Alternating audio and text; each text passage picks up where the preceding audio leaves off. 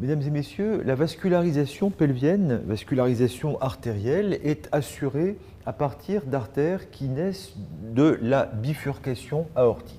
L'aorte abdominale chemine en effet dans la région rétropéritonéale et lorsqu'elle arrive en regard du niveau de la quatrième vertèbre lombaire, L4, ce qui correspond au sommet de la crête iliaque et également au niveau de l'ombilic, elle se termine par bifurcation en donnant les deux artères iliaques communes, droite et gauche. Nous interrompons à ce niveau, sur cette vue latérale, orientée crânialement et ventralement, l'artère iliaque commune gauche et nous ne représenterons par conséquent que les artères qui vont cheminer dans la région de l'hémibassin droit. Cet hémibassin, nous l'avons structuré à partir de formations osseuses, 4e et 5e vertèbre lombaire, puis le sacrum, sectionné dans le plan antéro-postérieur, et sacrum dont nous voyons en perspective la face ventrale perforée par les 4 foramen sacrés ventraux du côté droit. Articulé avec l'os coxal par l'intermédiaire de l'articulation sacro-iliaque, nous allons pouvoir voir au-dessus du niveau de la ligne arquée la fosse iliaque droite, limitée en haut par la crête iliaque, limitée en avant par l'épine iliaque antéro-supérieure, qui se prolonge ensuite par le bord antérieur de l'os coxal que vous connaissez, une incisure, épine iliaque antéro-inférieure, et ensuite la région du pubis. En dessous, le cadre obturateur délimite le foramen obturé. En arrière, vous reconnaissez la grande incisure ischiatique, l'épine ischiatique, la petite incisure ischiatique, la tubérosité ischiatique, puis la branche ischio-pubienne. Tendues entre ces éléments osseux, des structures ligamentaires vont nous intéresser. Le ligament sacro-épineux, tendu entre l'épine ischiatique et le bord latéral du sacrum et du coccyx. En arrière de lui, le ligament sacro-tubéral, tendu entre le bord latéral du sacrum et la tubérosité ischiatique. Ces deux ligaments, sacro-épineux et sacro-tubéral, contribuent à fermer en arrière et latéralement l'excavation pelvienne. Le sacro-tubéral se prolonge un peu au niveau de la branche ischio-pubienne. Dernière formation ligamentaire, la membrane obturatrice qui ferme le foramen obturé. Elle s'insère au pourtour du foramen obturé et va délimiter à sa partie supérieure le canal obturateur dans lequel s'engage le pédicule vasculo-nerveux obturateur. Nous avons ensuite des formations musculaires avec en particulier s'insérant sur la face endopelvienne de la membrane obturatrice et sur le cadre obturateur, le muscle obturateur interne, muscle appartenant au groupe des muscles pelvitrocantériens et qui s'engage par un tendon dans la petite incisure ischiatique où ce muscle se réfléchit pour venir se terminer à la face médiale du grand trochanter. Le muscle obturateur interne est recouvert par un fascia sur lequel s'insère le muscle élévateur de l'anus. Nous aurons également à mettre en place le muscle piriforme, qui est un muscle pelvitrocantérien, lui aussi, qui s'insère à la face antérieure, endopelvienne, du sacrum, autour du 2e et du 3e foramen sacré ventraux. Les fibres charnues de ce muscle piriforme s'insinue dans la grande incisure ischiatique pour venir ensuite cheminer dans la région glutéale où le muscle piriforme se termine au sommet du grand trochanter. Passant dans la grande incisure ischiatique, le muscle piriforme va séparer la grande incisure ischiatique et cloisonner deux orifices qui font communiquer la cavité pelvienne petit bassin, donc le pelvis mineur, avec l'espace qui se trouve en arrière et qui est la région glutéale. Il s'agit des canaux supra- et infrapiriformes. Le canal suprapiriforme est ainsi délimité entre la grande incisure ischiatique et le bord supérieur du piriforme. Le canal infrapiriforme, qui laisse passage à plus d'éléments vasculaires et nerveux, étant situé entre le piriforme et le ligament sacro-épineux. Ces structures étant mises en place, nous allons à présent pouvoir placer les éléments artériels de la région. Après être né de la division de l'aorte abdominale en regard de L4, l'artère iliaque commune va s'engager dans le grand bassin, dans le pelvis majeur, où elle présente un trajet souvent sinueux, plaqué au bord médial du muscle psoas. Lorsqu'elle arrive en regard de manière variable, du disque lombosacré ou plus classiquement de l'articulation sacro-iliaque, l'artère iliaque commune va se terminer par division, donnant naissance à l'artère iliaque externe qui prolonge le trajet de cette artère iliaque commune, qui longe le détroit supérieur, puis s'engage dans la lacune vasculaire sous le ligament inguinal, où elle devient artère fémorale. C'est donc l'artère nourricière principale du membre inférieur. L'autre branche de division de l'artère iliaque commune est l'artère iliaque interne. On l'appelait autrefois l'artère hypogastrique. C'est une artère qui va, elle, être postéromédiale, elle ne va pas être dans l'axe de l'iliaque commune et elle va plonger dans le petit bassin, croisant le niveau du détroit supérieur pour ensuite se ramifier de façon extrêmement variable, donnant la vascularisation des parois et des viscères du pelvis et du périnée, mais également de la région glutéale.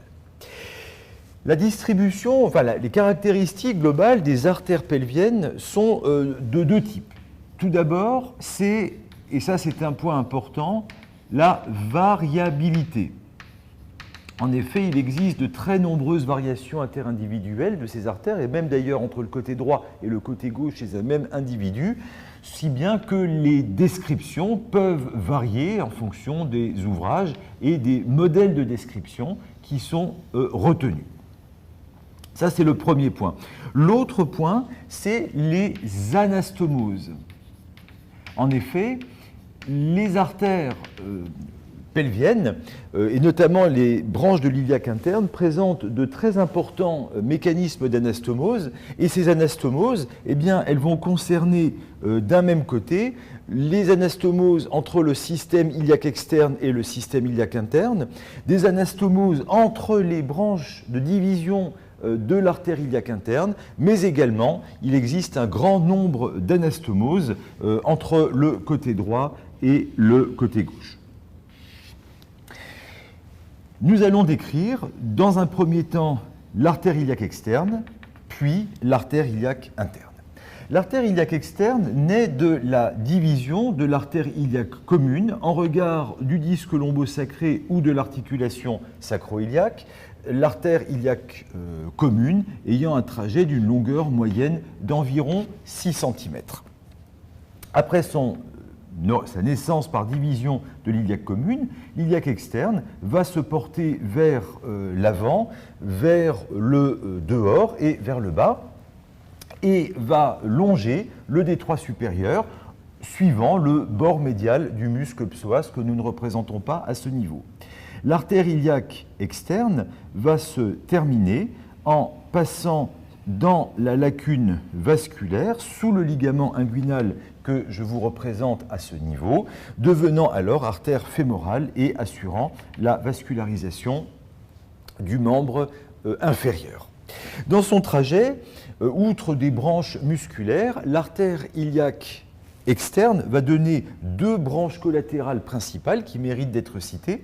La première, c'est l'artère que nous pouvons placer ici à son origine épigastrique inférieure. L'épigastrique inférieure naît de l'iliaque externe juste en amont de la lacune vasculaire et va remonter à la face profonde de la paroi abdominale antérolatérale. Nous l'avions étudié notamment dans l'anatomie de la région inguinale, puisque le pédicule épigastrique inférieur marque la limite médiale interne de l'anneau inguinal profond.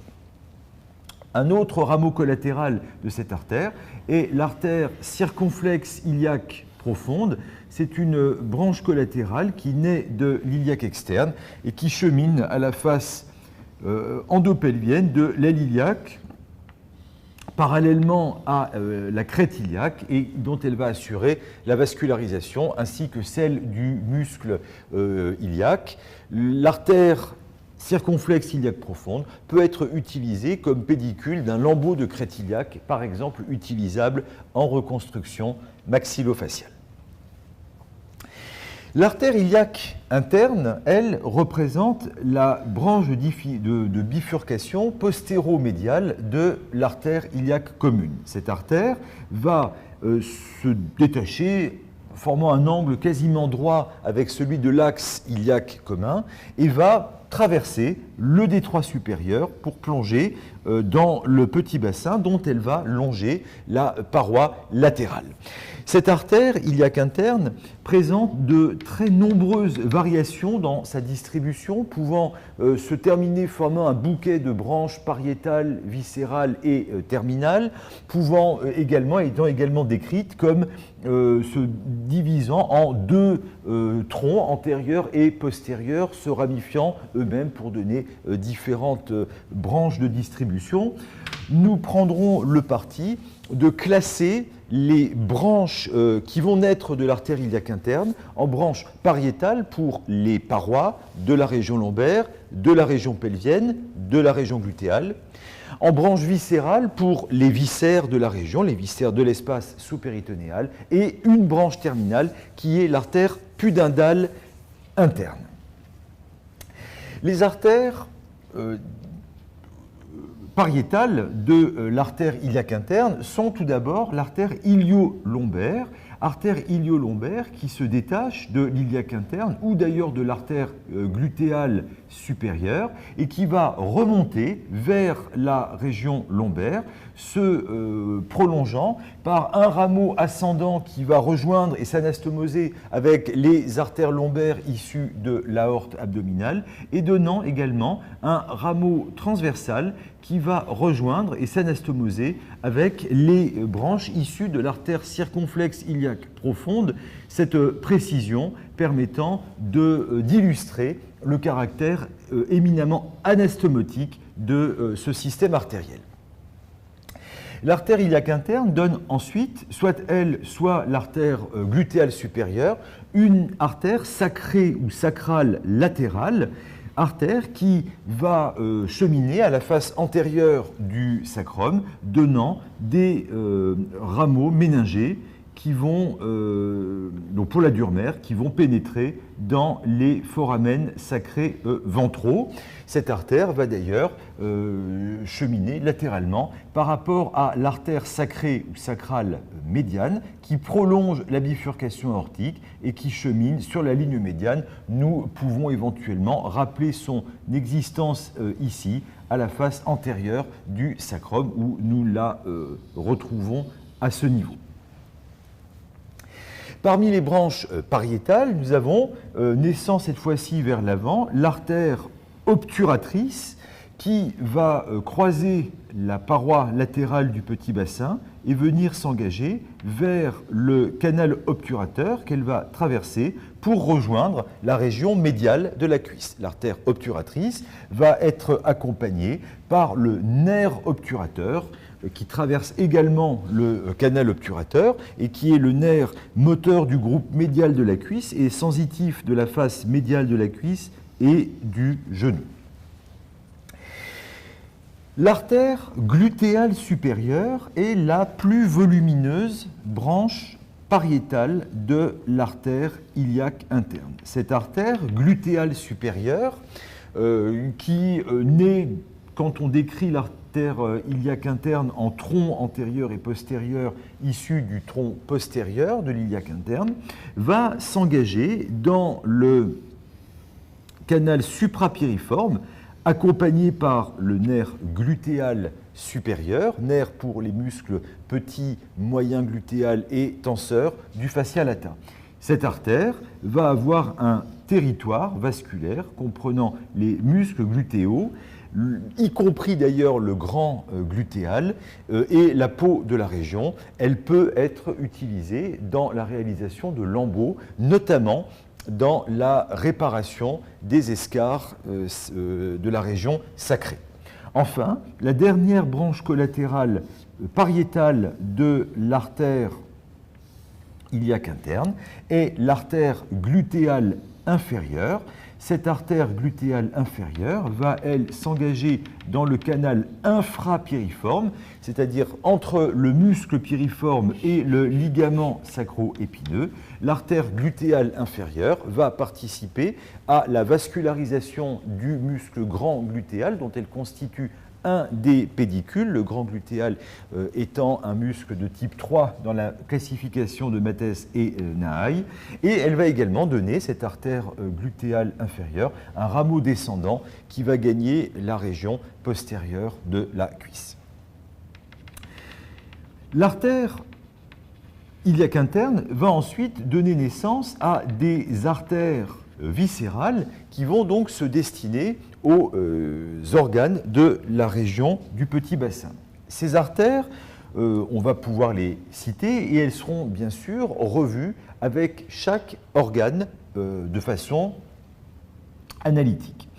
L'artère ombilicale est une artère qui naît de la partie antérieure de l'iliaque interne et qui va présenter un trajet arciforme à la paroi, au contact de la paroi latérale du petit bassin, et cette artère va être amenée à venir surcroiser la vessie pour laquelle elle va donner principalement un bouquet d'artères qui sont les artères vésicales supérieures.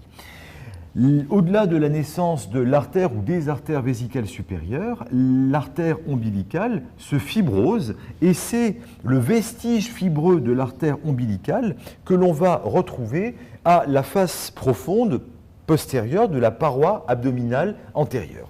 Représentons ici sur la ligne médiane la ligne blanche de l'abdomen interrompue en L4 par l'ombilique. Eh bien, le vestige fibreux de l'artère ombilicale va remonter à la face profonde de la paroi abdominale antérieure, venant rejoindre l'ouraque au niveau de l'ombilique. Voici l'ouraque représenté ici et qui va se prolonger avec l'apex vésical. Si on reprend ici sur une vue postérieure, la région de l'ombilique, eh bien, vers l'ombilique arrive le ligament rond du foie vers le haut et en bas, eh bien, cet ombilique est rejoint par l'ouraque vestige de la lantoïde et de chaque côté les vestiges fibreux des deux artères ombilicales, l'ensemble étant relié par le fascia ombilico-prévésical que je représente ici sur une petite portion et le tout étant lui-même recouvert par le péritoine pariétal antérieur, ce qui va venir constituer deux ligaments, le ligament ombilical médian et le ligament ombilical médial, et entre ces ligaments eh bien, apparaissent des petites fossettes qui sont ici les deux fossettes ombilicales médiales, les fossettes ombilicales latérales étant situées entre le ligament ombilical médial et le ligament ombilical latéral, soulevés par le trajet des vaisseaux épigastriques inférieurs. CF court sur la région du canal inguinal. Artère ombilicale. Puis nous avons, issues de l'iliaque interne, des artères qui vont se destiner aux organes génitaux. Alors ces artères, évidemment, elles vont varier chez l'homme et chez la femme. Chez la femme, nous aurons l'artère utérine, qui naît d'ailleurs parfois d'un tronc commun avec l'ombilical, formant le tronc ombilico-utérin de Henle et qui permet de repérer le départ de l'ombilical en mettant en traction, de l'utérine, pardon, en mettant en traction l'artère ombilicale.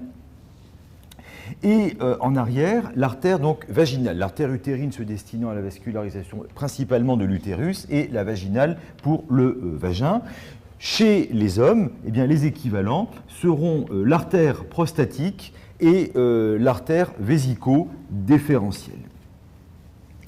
Nous avons ensuite une artère rectale moyenne, très inconstante, et qui, lorsqu'elle existe, va rejoindre la partie moyenne du rectum. Enfin, l'artère iliaque interne va donner naissance à l'artère pudendale interne, que l'on peut considérer, que l'on peut décrire comme la branche terminale de l'artère iliaque interne.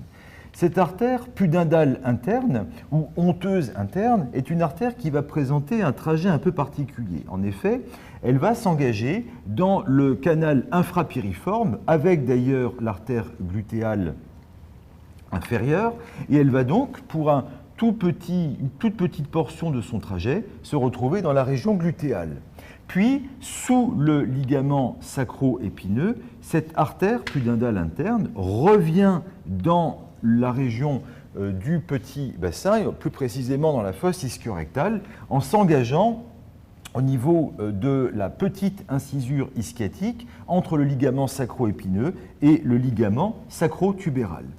L'artère pudendale interne va alors présenter un trajet de l'arrière vers l'avant, cheminant au contact de l'obturateur interne sous l'arc tendineux du muscle élévateur de l'anus, que je vous place à ce niveau, dans la fosse ischio-rectale, et où elle est à la partie initiale de son trajet, située dans un dédoublement du fascia de l'obturateur interne, formant le canal pudendal décrit par Alcock, et que nous trouvons parfois décrit ou nommé par canal d'Alcock, où cette artère pudendale interne va par ailleurs être accompagnée par des veines pudendales internes et par le nerf pudendal. Vers l'avant, l'artère pudendale interne arrive sous la région de la symphyse pubienne, où elle se termine en devenant artère dorsale du pénis ou du clitoris. Dans son trajet, cette artère pudendale va donner dans le canal pudendal les artères rectales inférieures qui, dans la nomenclature internationale, inclut l'artère rectale moyenne et l'artère rectale inférieure de la nomenclature anatomique traditionnelle française. Cette artère va donc se destiner à la partie inférieure du rectum et du canal anal. Et à la sortie du canal pudendal, l'autre branche collatérale significative de cette artère est l'artère périnéale, qui va contribuer à la vascularisation de la région du périnée.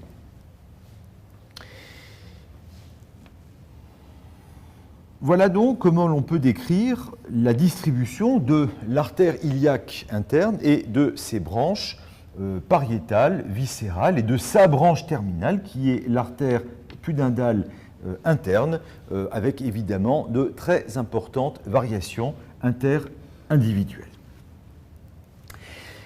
Le retour veineux se fait par le système de la veine iliaque interne qui rejoint la veine iliaque externe pour former la veine iliaque commune. De la réunion en L5 des deux veines iliaques communes naît la veine cave inférieure.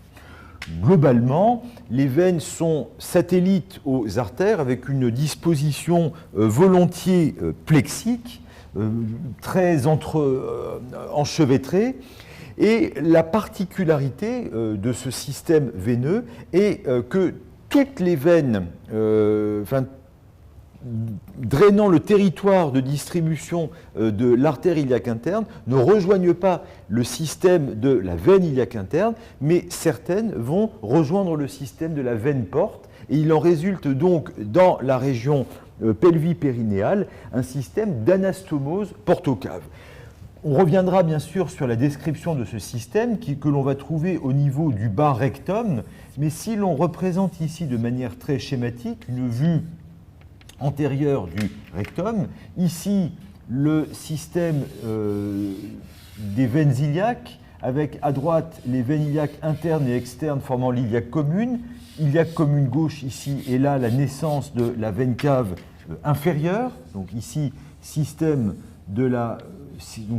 cave inférieure, et que l'on représente un petit peu en superposition à ce niveau. C'est un schéma de principe, bien sûr l'élément est beaucoup plus haut dans la vraie description anatomique. Eh bien la constitution de la veine porte naissant de la réunion de la veine mésentérique supérieure et de la veine spléno-mésentérique, elle-même naissant de la réunion de la veine splénique et de la veine mésentérique inférieure. On rappellera ici la division de la veine porte en deux branches droite et gauche qui pénètrent dans le hile du foie que nous schématisons comme ceci.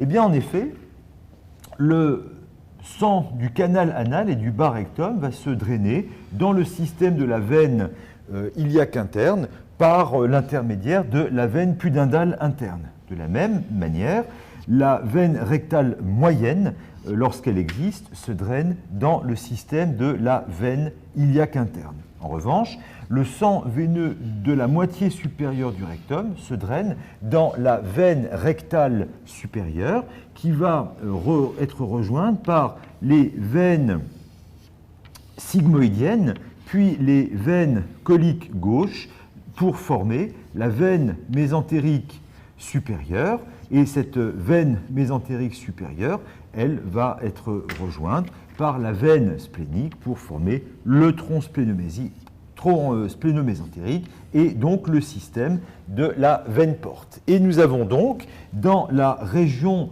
du bas rectum un système où nous allons trouver un drainage veineux mixte qui se fait à la fois par le système cave inférieur et via le système porte. Nous avons donc à ce niveau une zone d'anastomose porto-cave. L'autre région du tube digestif où se trouvent les anastomoses porto-cave étant le bas-œsophage, bas-œsophage thoracique, l'œsophage abdominal. Et par conséquent, eh bien, lorsqu'il existe une hypertension portale, par exemple en cas de cirrhose hépatique, eh bien ces anastomoses porto-caves peuvent se dilater, formant des varices dont le risque est celui de rupture.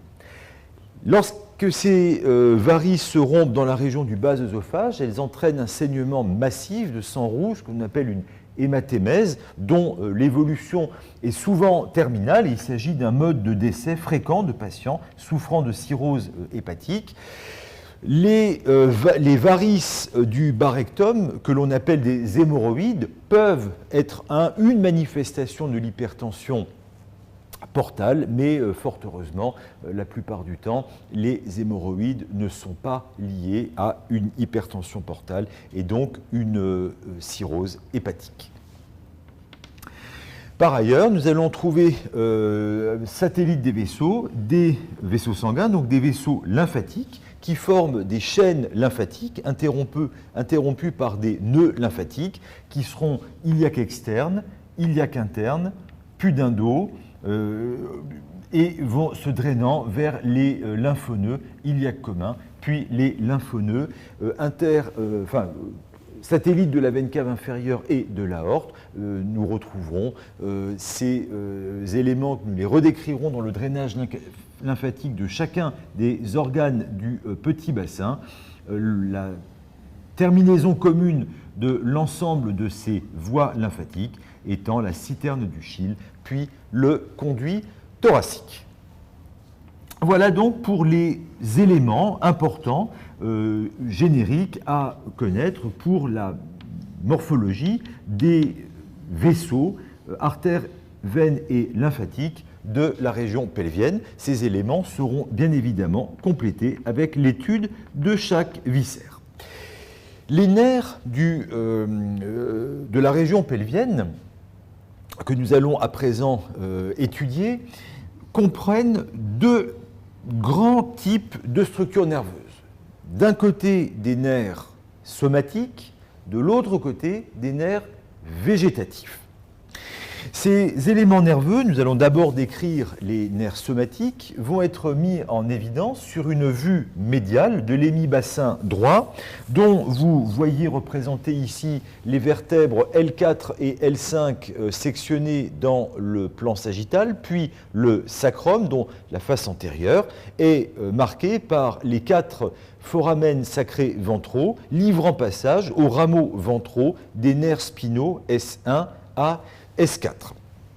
Nous avons ensuite le relief de l'os coxal, dont vous voyez apparaître ici la crête iliaque, dont le sommet correspond au niveau de la 4e vertèbre lombaire, ce qui correspond également au niveau de l'ombilique. Nous avons ensuite l'épine iliaque antéro-supérieure, une incisure, l'épine iliaque antéro-inférieure, l'éminence iliopubienne, la région du pubis, la ligne arquée, délimitant avec le niveau du promontoire sacré le détroit supérieur, puis la face endopelvienne du pelvis mineur avec la surface quadrilatère, la grande incisure ischiatique, l'épine sciatique, la petite incisure ischiatique, la tubérosité ischiatique, la branche ischiopubienne et le foramen obturé avec, vers le haut, l'ébauche à ce niveau du canal obturateur.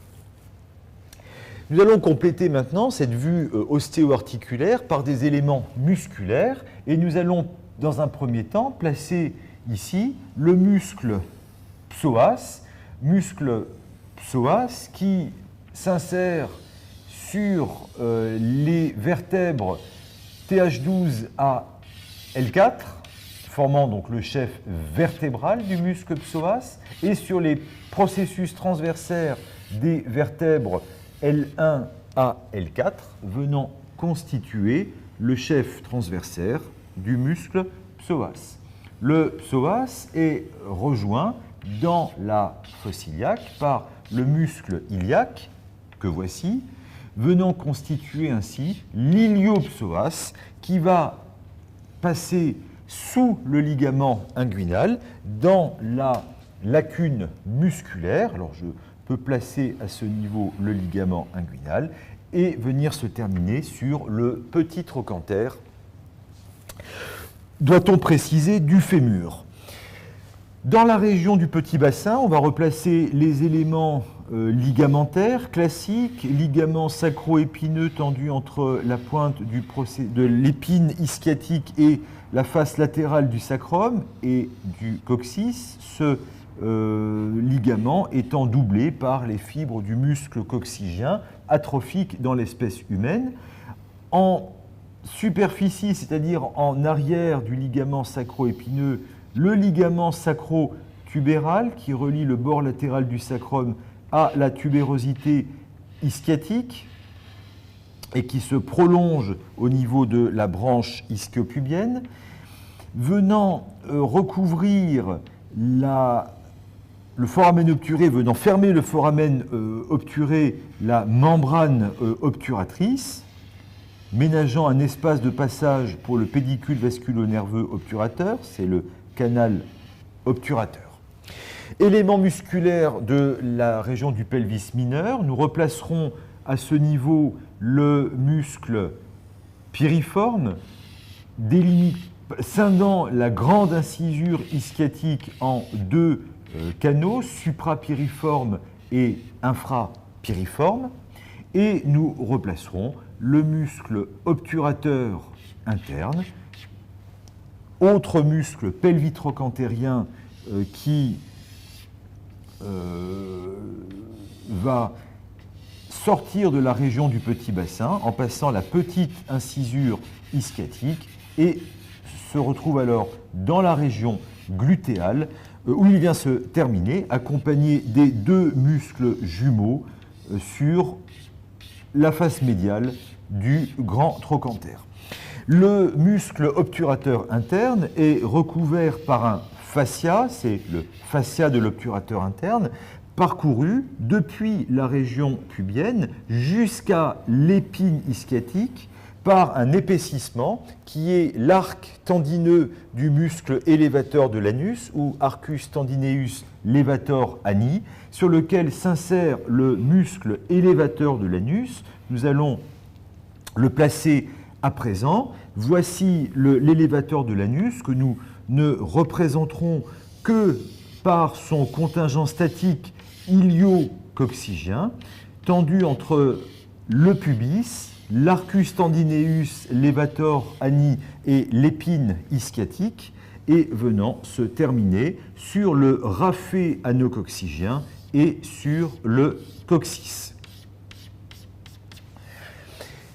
Sur ces éléments musculaires, nous allons maintenant placer des rameaux nerveux, et ces rameaux nerveux qui traversent la région du petit bassin peuvent correspondre à des rameaux terminaux du plexus lombaire et du plexus lombosacré. Nous les placerons et je vous renvoie au cours correspondant pour en trouver la description précise. Nous serons notamment intéressés par le nerf obturateur. Ce nerf est issu des rameaux ventraux des nerfs spinaux lombaires L2, L3 et L4. Il constitue un des deux rameaux terminaux du plexus lombaire. Le nerf obturateur s'engage dans le canal obturateur avec les vaisseaux obturateurs, artères et veines, et arrive alors dans la région médiale de la cuisse où il innerve majoritairement les muscles adducteurs et la peau de la face médiale de la cuisse et du genou.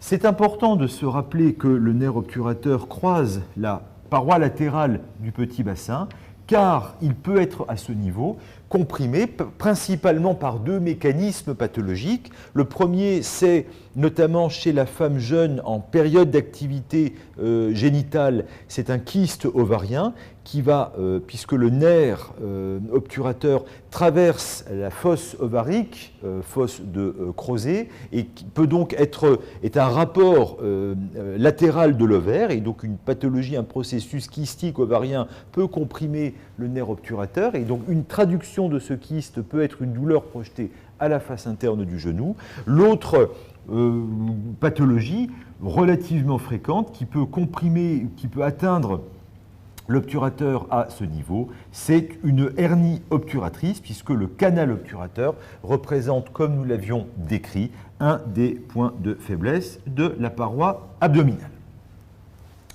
Autre élément nerveux qui va être issu cette fois-ci du plexus lombosacré, c'est le nerf sciatique ou nerf ischiatique qui va avoir une constitution particulière, et ce nerf va être, je dirais, un élément, un rapport nerveux important de la région.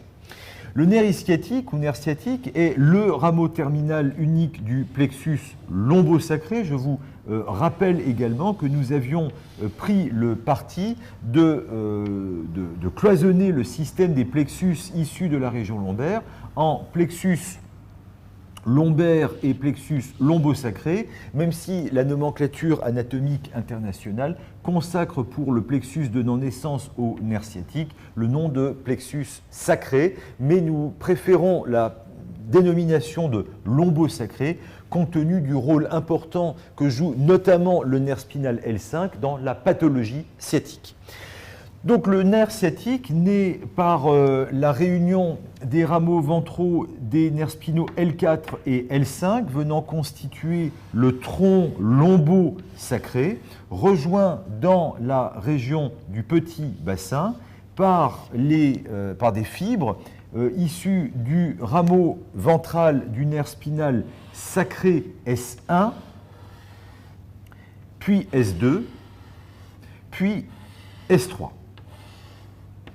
Voici le nerf sciatique ou nerf ischiatique qui forme le plus gros, le plus volumineux des nerfs de l'organisme. Il a la taille classiquement d'un index, et ce nerf sciatique va croiser la paroi latérale du petit bassin, dont il va émerger en s'engageant dans le canal infrapiriforme, sous le piriforme et au-dessus du ligament sacro-épineux, arrivant alors dans la région glutéale où il va présenter un trajet arciforme dans le cadran inféromédial de la fesse. Nerf sciatique.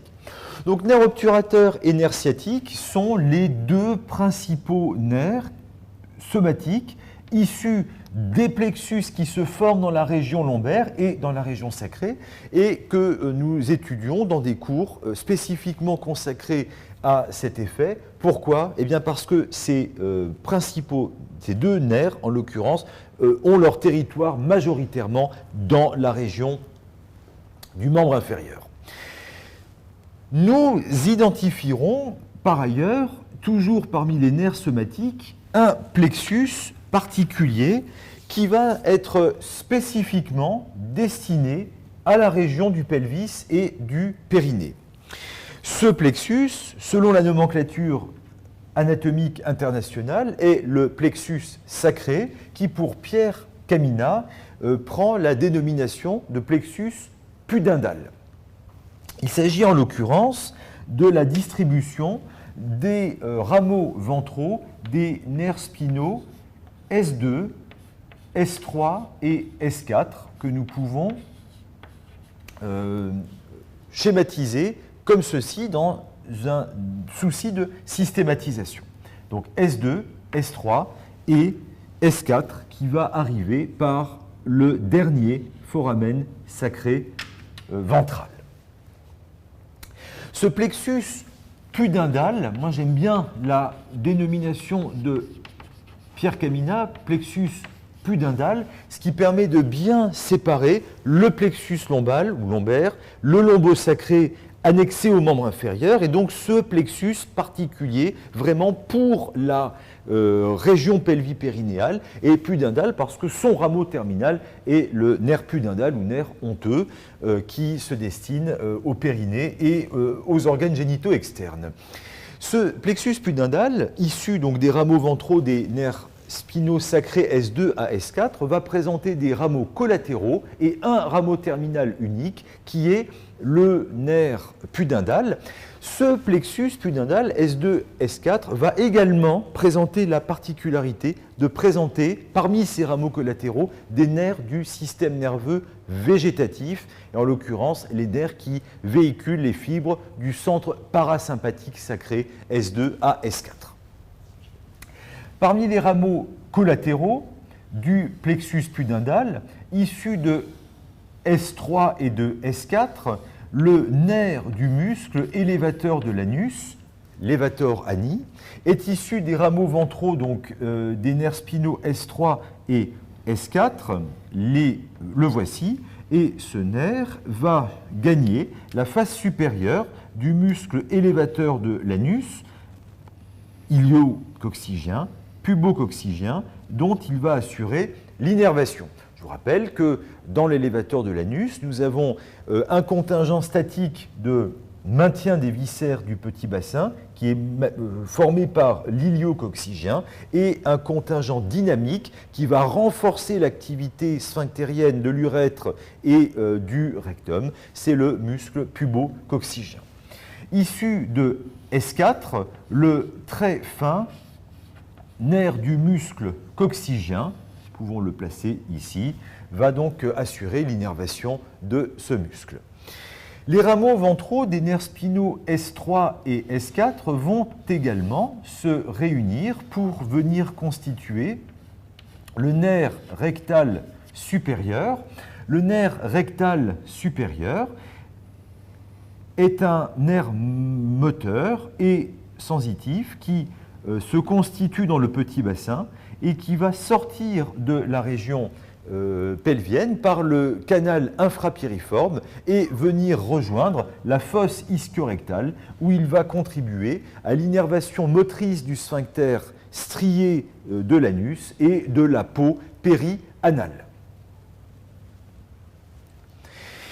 Je vais les représenter dans une autre couleur, par exemple le mauve, violet. Je suis toujours daltonien, donc je ne saurais pas bien le dire. Il s'agit, issu des rameaux ventraux des nerfs spinaux S2, S3 et S4, des nerfs érecteurs, nerfs Descartes, qui vont apporter les fibres parasympathiques issues du centre parasympathique pelvien S2 à S4. Ces nerfs vont en particulier être responsables de la fonction d'érection, de miction et de défécation. On va y revenir dans la systématisation, dans l'organisation du système nerveux végétatif du petit bassin. Enfin, le rameau terminal unique du plexus pudendal est le nerf pudendal, nerf honteux de l'ancienne nomenclature, issu des rameaux ventraux des nerfs spinaux S2, S3 et S4. Ce nerf se constitue donc à partir des rameaux ventraux de S2, S3 et S4 et va quitter la région du petit bassin par le canal infrapiriforme où il est médial par rapport au nerf sciatique, nerf ischiatique.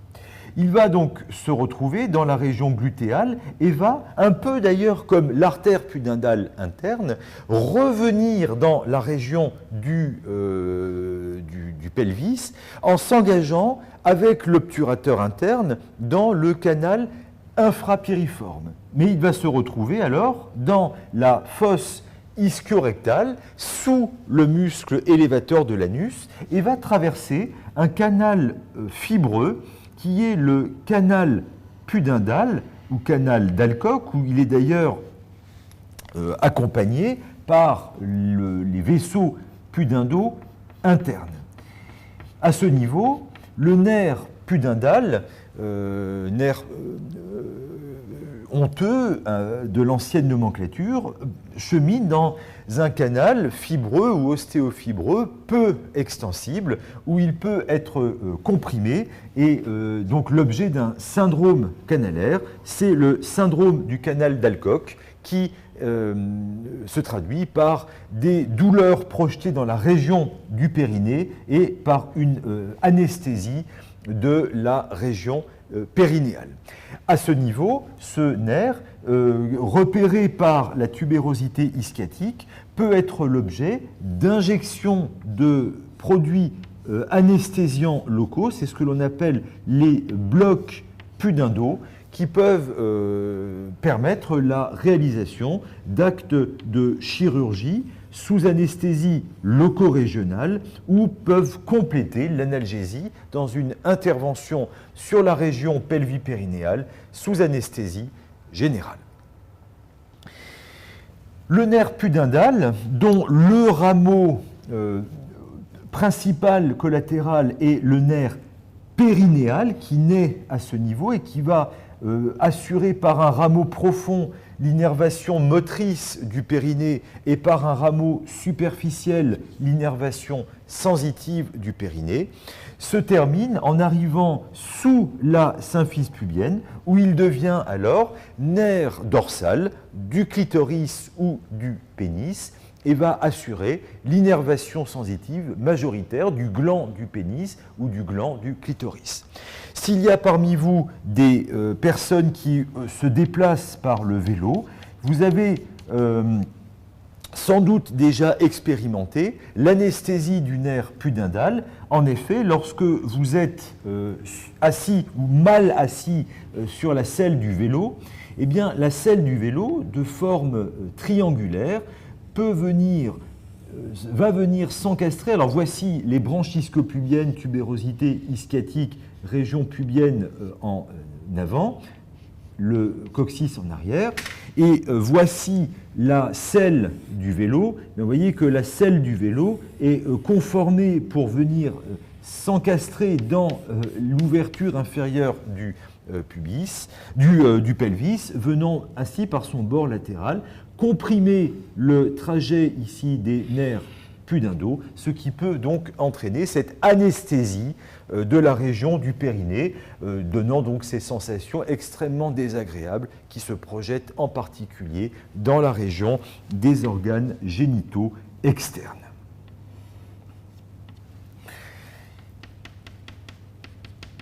Au-delà, et enfin pour terminer cette présentation, à côté des nerfs du système somatique, se place un complexe système de nerfs végétatifs qui va constituer le plexus hypogastrique et dont je souhaiterais vous dire deux mots en le simplifiant de manière à ce qu'il soit compréhensible. Plexus hypogastrique. Les nerfs végétatifs du pelvis mineur sont en continuité avec les nerfs végétatifs de la région rétropéritonéale. Et c'est la raison pour laquelle, sur cette vue antérieure, où vous voyez représenter les vertèbres lombaires L4, L5 et une vue antérieure du pelvis, nous avons ici réséqué la partie la plus médiale du pubis droit pour faire apparaître les éléments d'intérêt. Nous projetons sur cette vue antérieure la partie terminale de l'aorte abdominale qui se donc divise en L4 pour former les deux artères iliaques communes, et nous placerons à ce niveau le départ de l'artère mésentérique inférieure qui se destine donc à la vascularisation du tiers gauche du transverse, du côlon descendant, du sigmoïde et de la moitié supérieure du rectum. Ce rectum, justement, nous allons le placer. Il est situé dans l'excavation pelvienne et il se projette entre les...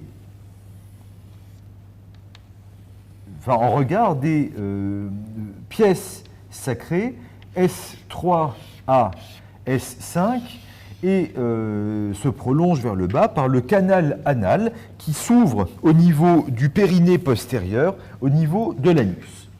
Le rectum, nous l'avons libéré et nous le tirons vers la gauche par un crochet chirurgical. Les faces latérales et médiales du rectum sont bordées de chaque côté par un système de nerfs végétatifs de forme quadrilatère, mesurant 3 à 4 cm de grand axe et venant constituer ce que l'on appelle le plexus hypogastrique inférieur.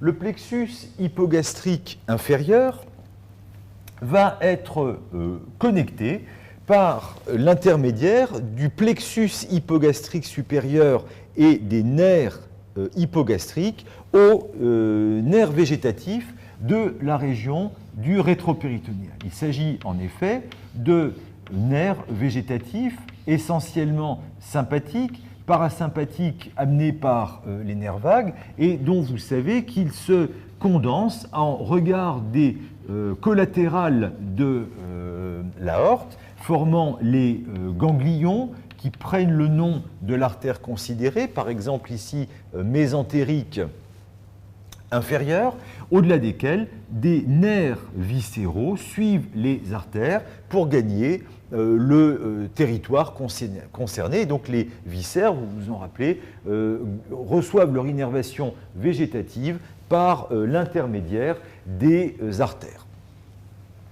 Sous la bifurcation aortique, le plexus mésentérique inférieur va se prolonger pour venir constituer le plexus hypogastrique supérieur.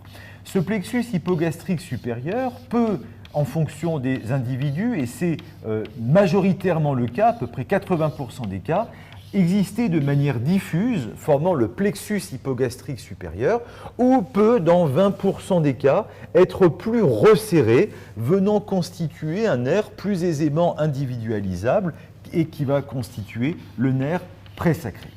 Le plexus hypogastrique supérieur va alors croiser le niveau du promontoire et se prolonger à la face antérieure du sacrum jusqu'en regard de S3 où il se divise en deux rameaux droit et gauche qui vont constituer les nerfs hypogastriques. Et chaque nerf hypogastrique va venir rejoindre la face postéro-supérieur du plexus hypogastrique du même côté, venant ainsi constituer une formation en Y inversé, reliant le plexus hypogastrique supérieur et le plexus mésentérique inférieur à ce plexus hypogastrique inférieur.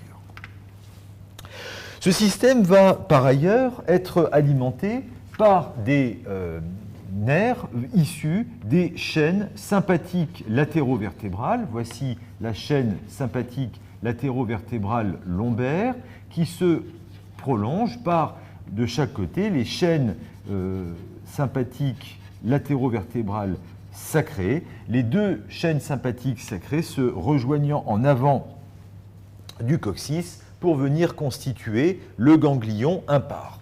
Eh bien, les ganglions des chaînes sympathiques lombaires envoient des fibres qui rejoignent le plexus hypogastrique supérieur, le nerf hypogastrique, et le plexus hypogastrique inférieur va recevoir des afférences issues des ganglions de la chaîne sympathique sacrée. Enfin, il va exister à ce niveau des afférences parasympathiques sacrées. Replaçons les rameaux ventraux des nerfs spinaux sacrés S1 à S4 qui émergent par les foramènes sacrés ventraux.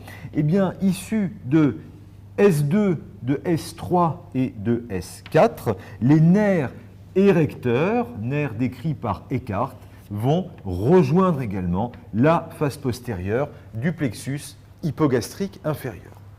Donc ce plexus hypogastrique inférieur, situé en regard de la face latérale du rectum, protégé par les lames sacropubiennes et traversé de chaque côté par les urtères, reçoivent donc des afférences nerveuses issus des plexus prévertébraux par les nerfs hypogastriques, par les ganglions des chaînes sympathiques latérovertébrales sacrées et des afférences parasympathiques issues des nerfs érecteurs.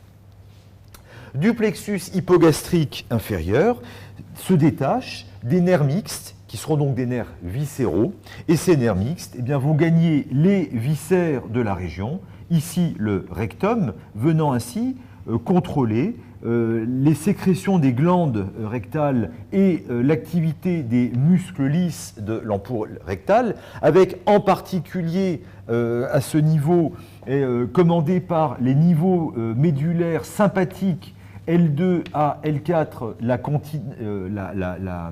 la continence, c'est-à-dire une relaxation de l'ampoule rectale et une contraction à ce niveau du muscle sphincter lisse du rectum, et ces nerfs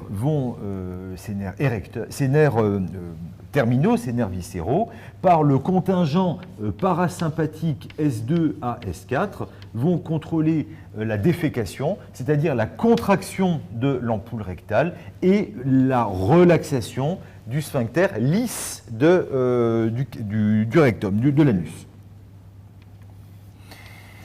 Et également, plus en avant, nous allons avoir des nerfs qui vont assurer l'innervation végétative, sympathique et parasympathique des organes génitaux internes et externes, et également de la vessie. Et nous allons avoir, issu du niveau L2, L4, le centre de la continence urinaire qui va permettre à la fois une décontraction du détrusor et une contraction du sphincter lisse de l'urètre qui se trouve au niveau du col vésical. Et le contingent parasympathique S2, S4 va être le centre de la miction qui va entraîner une relaxation du sphincter et une contraction du détrusor. Alors, cette organisation explique et en particulier un certain nombre de pathologies que l'on peut, ou de conséquences iatrogènes que l'on peut rencontrer. Là, je vais prendre l'exemple de l'organisation du système nerveux végétatif pelvien masculin. Eh bien, c'est en cas de chirurgie ici de la culotte aortique ou de la charnière lombosacrée, L'interruption des fibres responsables de l'éjaculation. Je vous rappelle, l'éjaculation, c'est un centre sympathique localisé en L3 et qui va descendre ce système. Eh bien, la chirurgie aortique ou la chirurgie de la charnière lombosacrée peut se traduire par des anéjaculations ou éjaculation rétrograde.